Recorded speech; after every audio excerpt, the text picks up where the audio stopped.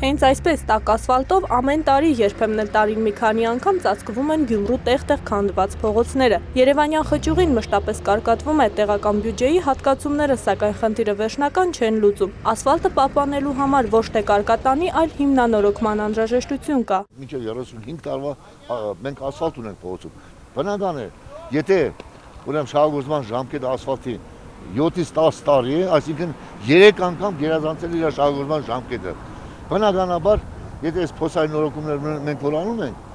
ինքը փոսային նորոգումը չի քանդվում։ Ու առայժմ չի քանդվում, որովհետև սա 4 տարին է որ անում ենք, բնական է սրա ժամկետները այդքան մեծ չէ։ Թող մի 5-6 տարի սա լինի։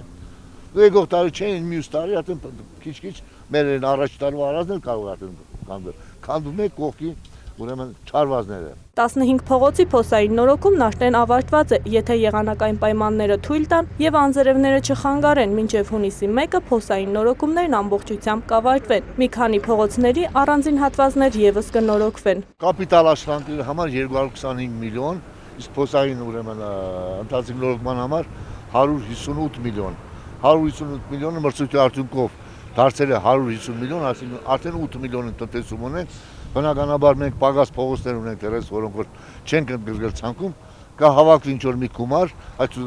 եւ չարված փողոցները, որոնք որ ծրագրում դեռ չենք ընդգրկել, դրանք էլ ներգրավենք ցուցակում եւ երկրորդ փուլի մրցույթները կայացնենք։ Հիմնանորոգվում են Նիզամի, Կոշևոյ, Ստեփանյան փողոցների մոտ 69 կիլոմետր ճանապարհահատվածը։ Առաջին անգամ այս հատվածում կտեղադրվեն նաեւ ջրահեռացման համակարգեր, որոնք կապահովեն անձրևաջրերի արագ հեռացում։ Արդյունքում փողոցն ավելի երկար կյանք կունենա։ Այս պայթրությամբ երկու քարային փողոցներ են ստեղծվել, ուրեմն մեկը Նիզամի, Կոշևոյ, Ստեփանյան փողոցներն են, ուրեմն անցած տարվա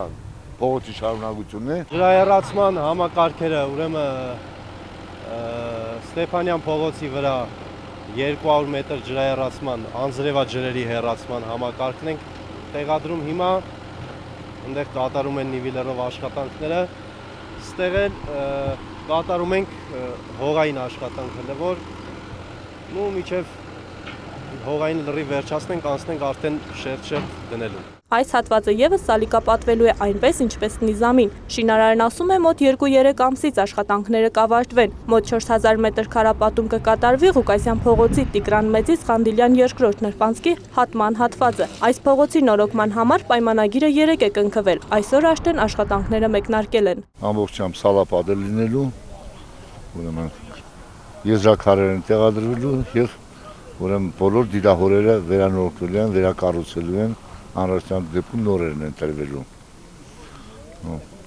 Աշխատանքի ժամկետը 2 ամիս է, գումարը, մրցույթային գումարը 32 միլիոն դրամ։ Այստեղ ջրահեռացման համակարգ չի անցկացվի։ Փողոցը որոշակի թեքություն ունի եւ կատարվում է բնական ջրահեռացում։ Քաղաքապետարանը ֆինանսական միջոցներ չունի, սակայն Գյումրու կենտրոնական Շիրակացի փողոցի երկրորդ հատվածի հիմնանորոգման համար։ Հույսը Հռոմի Պապն է, ում այցի պատվին գուցե կառավարությունը ֆինանսական միջոցներ հատկացնի։ Այլևս անհնար է Շիրակացի փողոցը փոսային նորոգման միջոցով տեսքի բերել։ Դու քանի որ հունիս ամսվա 3-րդ տասնօրյակում մենք մեծ թվով հյուրեր ենք սպասում քաղաքում,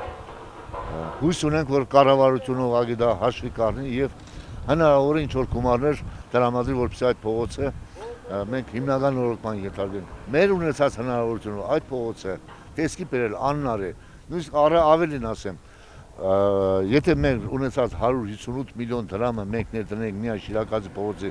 այդ հատվածի վրա, որն ընդգրկում է ուրեմն Դուդկո փողոցից մինչև Ոսկե ակաղը, մեր